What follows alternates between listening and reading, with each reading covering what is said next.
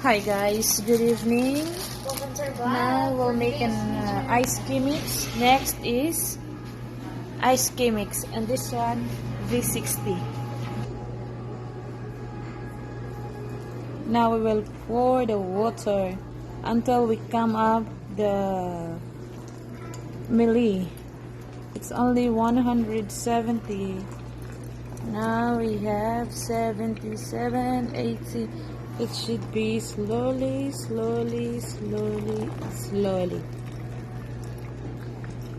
Ganun na po kasimple guys, gumawa ng ice Chemex.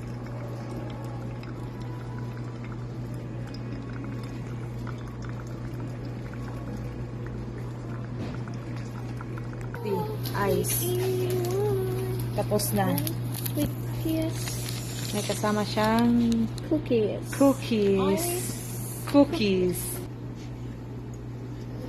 Good daw, pero magtatanong pa sa red. Oh my God. Uy, umabot na ng 190.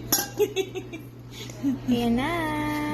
Hintayin na lang na ma-drain. Ice Chemex.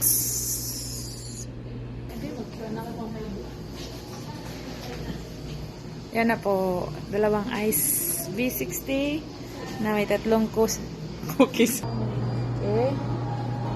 Konting alog-alog lang para ma-mix, para tama yung tapang at kaya kanyang ipaglaban. Then pour it in the cup.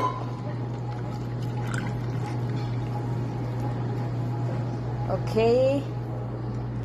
Ayan na po, tapos na ang Irish Ice Chemex. Ayan o, nagsasarili siya.